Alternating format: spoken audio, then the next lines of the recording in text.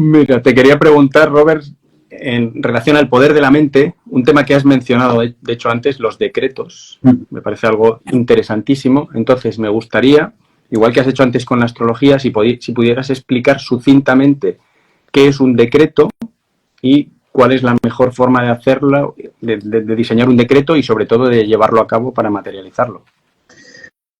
Un decreto es una afirmación y esa afirmación energéticamente tiene una intención y una probabilidad de manifestación. O sea, si una afirmación que tú haces tiene el respaldo de tu cuerpo energético y además tiene también el respaldo adicional de tu cuerpo mental, es decir, la consideras lógica, probable, plausible, factible y argumentativamente eres capaz de sostenerla y de reforzarla, eso tiene probabilidades de hacerse realidad.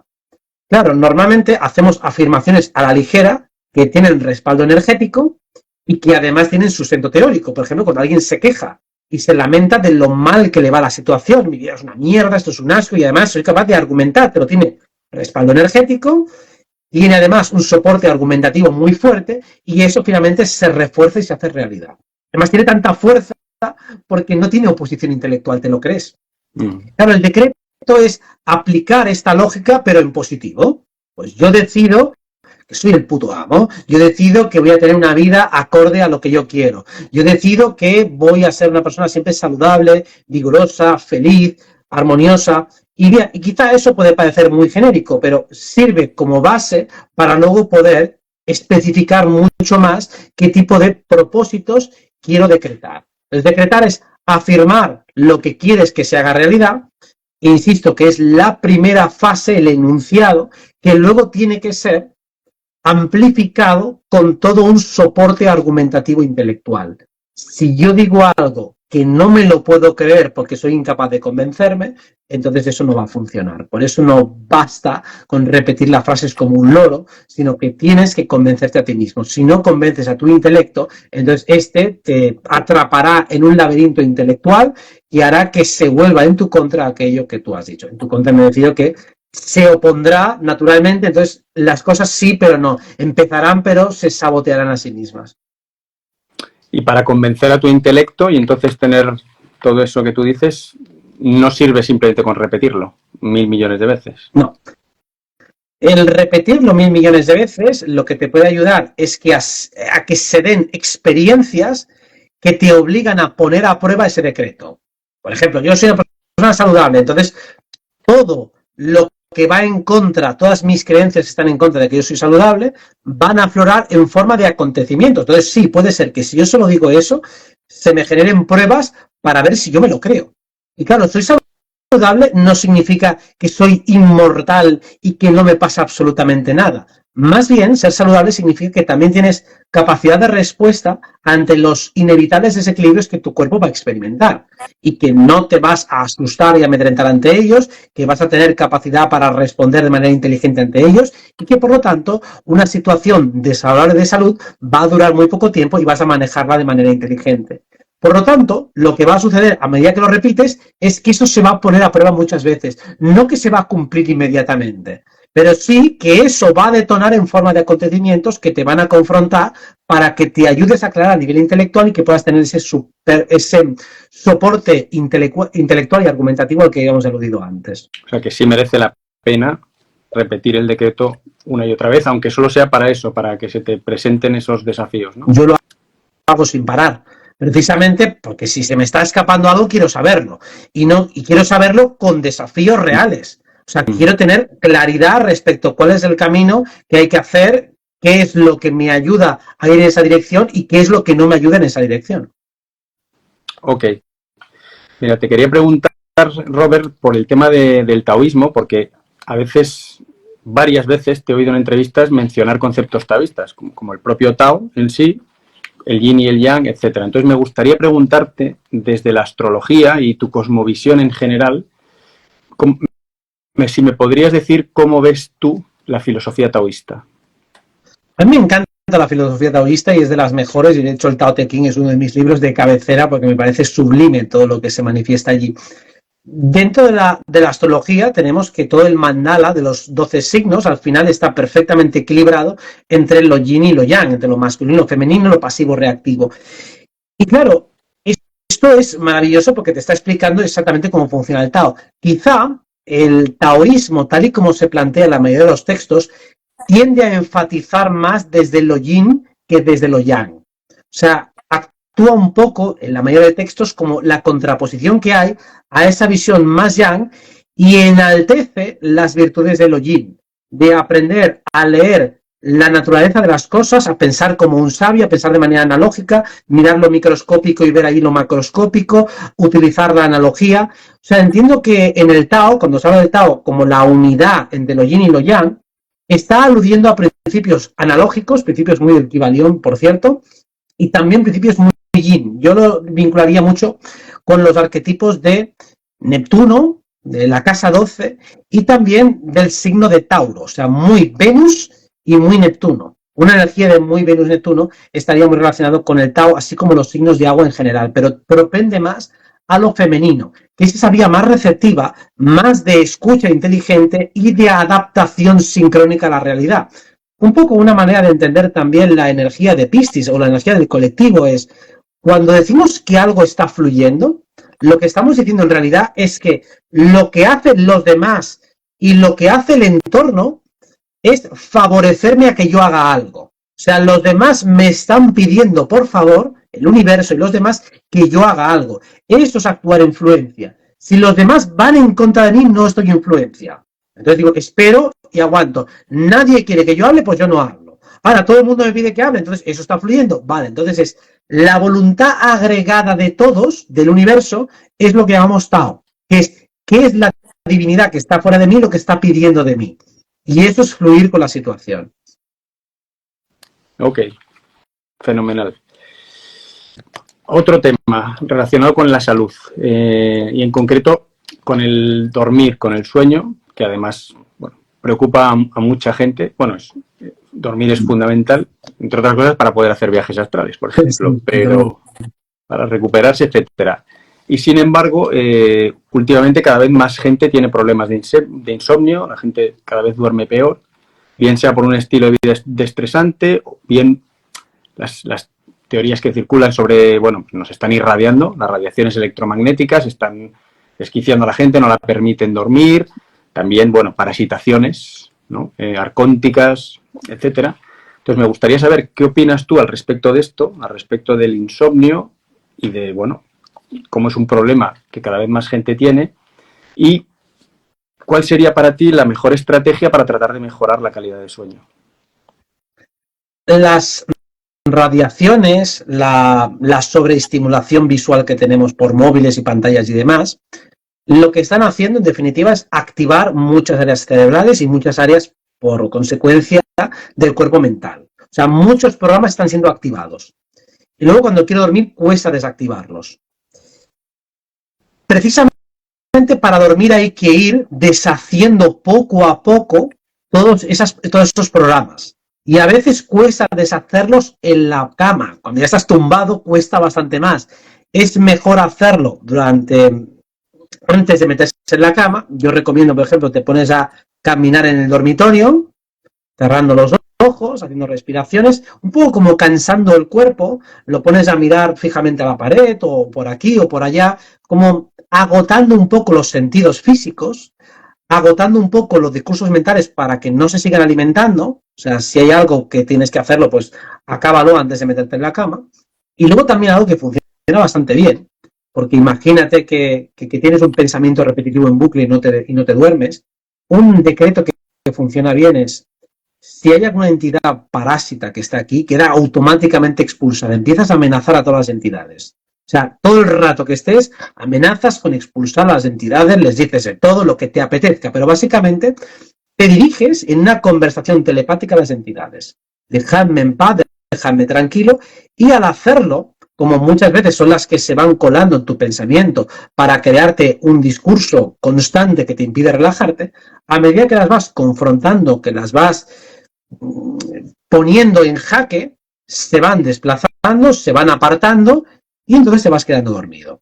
O sea, que realmente también es una buena técnica para conseguir vencer el insomnio en un momento dado que tienes la mente como un bombo que no para de crear nuevas líneas argumentativas, que son los parásitos los que también las estimulan. O sea, si le sumas la contaminación electromagnética a los parásitos, pues hay un momento que te puedes quedar atrapado sin poder dormir. Ok, muchas gracias. Bueno, esto que has propuesto tú para un plano energético, sutil, etcétera, me gustaría poder hacerlo o sea, a mí me gustaría poder ir a una delegación de Hacienda o al Congreso de los Diputados y decir, si hay alguna entidad parásita, queda expulsada. Entonces, bueno, yo creo que nos quedaríamos medio solos. Se quedaría vacío, claro, evidentemente. Si empezamos a decir eso y se propusiera, entonces empezarían a quedarse vacíos todos los cuerpos físicos, se caerían ahí como trozos de la piel ahí sin órganos y sin nada. Digo, esos son parásitos todos. Me encantaría poder hacerlo. Sería maravilloso. Bueno, por lo menos podríamos hacerlo como acto psicomágico en un cortometraje. Alguien que tenga capacidad audiovisual para hacer efectos especiales chulos, pues que lo haga. Que haga un vídeo cortito, que lo explique, que lo haga, sale del congreso, todos se deshacen, desaparecen, todos los parásitos, y lo vamos repitiendo en bucle. Pues mira, siguiendo con el tema de la salud, volviendo, ya no solo con el sueño, quería pedirte si puedes dar unas pautas un poco generales, unas recomendaciones generales de estrategias para estar sano físicamente, mentalmente y emocionalmente.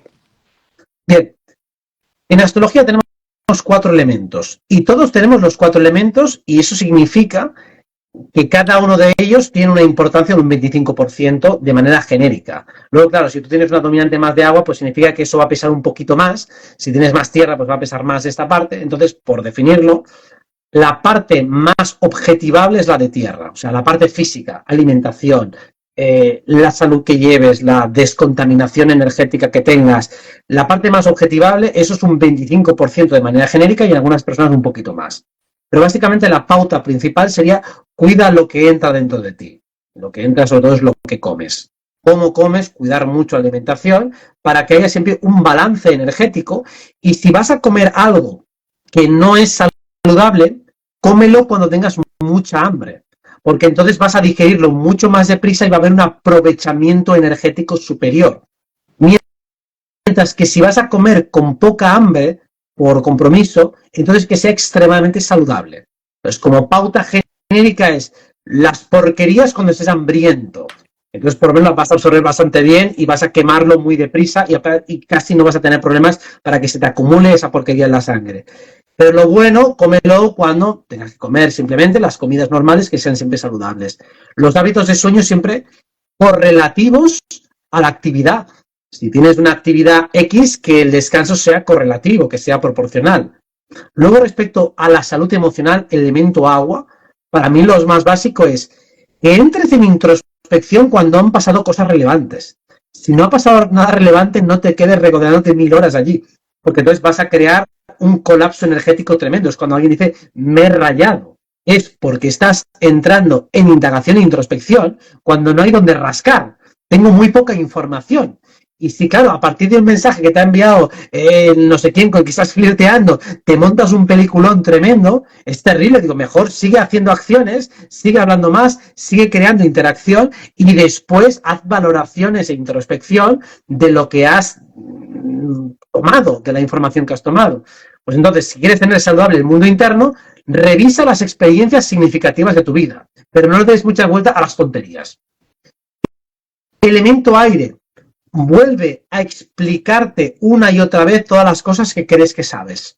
Todo aquello que ya tienes claro, te lo vuelves a explicar en otros términos, en otras palabras, en otros conceptos, desde otro ángulo. Esto es lo más saludable. Repensar lo obvio, repensar lo básico. ¿Qué es la libertad? Venga, cada día te lo voy a preguntar. ¿Qué es la astrología? Me lo vuelves a explicar otra vez. ¿Y cuál es tu propósito de vida? ¿Qué es lo que te apasiona? Explícamelo otra vez.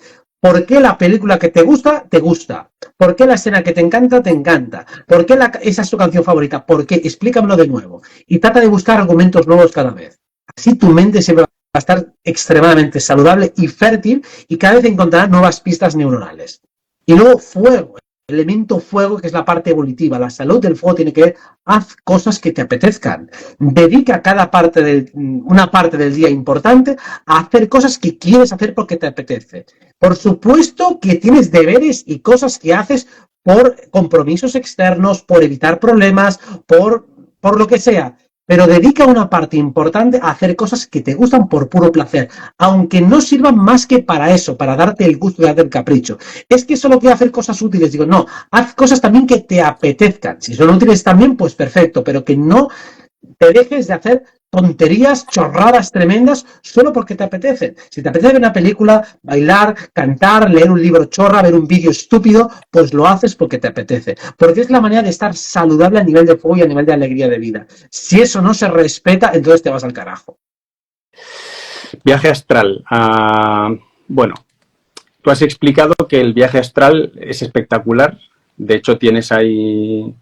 Bueno, tienes, no de viaje astral, tienes un par de posts en tu Instagram súper interesantes sobre canalización. Pero bueno, en concreto, con respecto al viaje astral, dijiste que es espectacular, pero que vale con hacer una meditación, que sería equivalente. Entonces, aunque ya lo hayas explicado, pero si puedes volver a explicar un poco cómo hacer esa meditación, qué tipo de meditación, cómo empezar de la forma más fácil posible para quien, incluso para quien no haya oído nunca hablar de viaje astral, pero le pueda interesar el tema. Vale, vamos a ver, pues sería el equivalente a soñar despierto. En un viaje astral es exactamente como un sueño, tú estás en primera persona.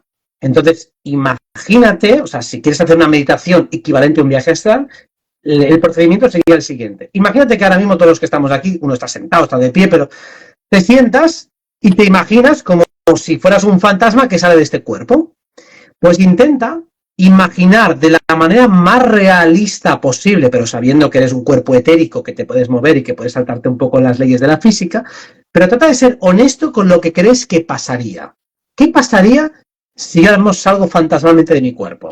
¿Qué ocurriría si yo quiero, por ejemplo, empezar a salir de la habitación o salir volando? Pues intento hacer una simulación lo más honesta posible de lo que ocurriría. Y si realmente no me hago trampas al solitario, voy a darme cuenta de que lo que hago está hablando profundamente de algo que hay en mí. Y además tendrá una significación energética profunda. ¿A qué me refiero con esto? Que las acciones que hago allí, si por ejemplo quiero ir a otra parte del mundo o quiero hablar con alguien y tengo una conversación imaginaria con alguien, esta conversación va a ser muy realista. Y si voy a hablar contigo, por ejemplo, en el astral, lo que me digas, lo que recibas, seguramente va a ser real. Y además va a ser significativo y puede ser que nos deje una impronta a ambos. Por lo tanto, las acciones que hacemos en el astral, si son sentidas, si son significativas, son reales. Y además, allí no estamos tan sujetos a las ataduras de nuestro cuerpo mental y a nuestros prejuicios, lo estamos, pero menos, y por lo tanto vamos a descubrir partes de nosotros que muchas veces en nuestro proceso dialéctico no somos capaces de ver. Así que es parecido a entrar en una hipnosis profunda en la cual te permites sortear muchas capas mentales de prejuicios que te impiden llegar a la realidad de lo que tú eres a nivel emocional, a ese lenguaje emocional más bruto, más puro que tienes en los lugares más profundos de la psique. Y conectando con lo que hemos hablado antes, es además una buena forma de poder conectar con nuestros seres queridos que ya se fueron. Por supuesto, es decir, si tú en una proyección astral, aunque sea en vigilia, pero como hemos dicho, cierro los ojos, me imagino que estoy allí, me encuentro a mi madre o a mi tío o a quien sea que haya fallecido, puedo hablar con ella, puedo tener una conexión y a veces la conversación no tiene ni por qué tener palabras, simplemente intercambio conceptos a través de las sensaciones. Y es perfectamente real, perfectamente válido. Y lo mismo que si hago una operación alquímica como, oye, mañana voy a dar una charla en tal sitio, voy a simularla. Y además voy a intentar agregarle literatura energética para ver cuando digo esto, cómo reacciona la gente. Uy, no me gusta cómo reacciona, venga, pues lo digo de otra manera. Ah, así sí que reacciona y me gusta cómo reacciona. Pues bueno, hago esa simulación. De hecho, hace muchos años se popularizaron temas de control, se llamaba control mental a método Silva y demás, que eran ejercicios de visualización y de proyección mental. Y la PNL también trabaja con ello, pues realmente es algo muy parecido a un viaje astral en el cual tú proyectas a través de la imaginación con una intención realista lo que crees que va a pasar. Y en esas simulaciones realmente puedes hacer cosas reales. De hecho, cuando era pequeño en el deporte ya hacía esas simulaciones sin tener ni puñetera idea, pero recuerdo durante la semana cuando estaba aburrido en clase me imaginaba el partido de fútbol del sábado y luego empezaba a repetir cosas y salían las más jugadas que yo había imaginado. Digo, esto es la bomba. Digo, yo supongo que esto lo hará muchos deportistas de élite, porque es lo lógico. pero esto funciona. Pues lo mismo que si me da una charla o un discurso, una manifestación o lo que sea, yo antes lo simulo bastantes veces para también ver el impacto que va a causar en los demás. Entonces, si no he tenido tiempo de simularlo, pues sale siempre peor que si lo he podido hacer con un poco más de cariño en esa proyección visual imaginativa. En relación al cambio de conciencia global, entonces, lo que me han pedido que te pregunte es qué podemos hacer a nivel personal para acelerar ese cambio de conciencia global de la gente, si es la meditación o es otra cosa, y me han pedido que te pregunte si tú has observado un cambio de conciencia general en la gente. Sí, para mí el punto que ayuda más a que haya un cambio de conciencia global es la normalización de las herramientas y recursos esotéricos. O sea, cuando normalizamos lo espiritual, y ya cada vez se va haciendo más, o sea, cada vez me encuentro más gente que le pregunto por su carta natal y te sabe decir el sol, la luna, el ascendente, o que sabe que tenemos un eclipse, o que sabe si está en año numerológico del número tal, el número pascual, que ha hecho alguna constelación. Para mí el normalizar ese lenguaje, esas herramientas y esa forma de interactuar con lo sutil es el primer escalón más importante para que haya un cambio de conciencia global. Esto se tiene que normalizar, se tiene que instaurar en nuestra psique para que no resulte absolutamente nada raro. Ese es el punto que para mí marca la diferencia y permite que subamos cada día un peldaño más. Claro, lo que no hay que impacientarse porque veas a alguien que domina lo esotérico y todavía tiene problemas en lo psicológico o en lo social. Digo, no seamos tan cabronazos de esperar que todo el mundo sea perfecto o de machacar a alguien porque tiene defectos psicológicos o porque todavía no tiene la dieta perfecta. Porque digo, seamos un poco comprensivos y tolerantes porque este plano es difícil para todos. Y aquí, bueno, como dice el que esté libre de culpa que tira me da piedra, y antes de empezar a machacar a otros, haced un poco de autocrítica. Entonces, sí, es un primer paso, pero no lo es todo. Entonces, también autocrítica y humildad para saber que nos queda mucho por hacer, pero que lo primero es empezar a colocarse en ese plano energético, empezar a normalizarlo y a poder decirlo a la gente mirando a los ojos, oye, pues sí, yo trabajo en el mundo energético, yo trabajo telepáticamente, yo hago proyecciones astrales y me da igual lo que tú pienses, peor para ti si no lo haces, tú te lo pierdes.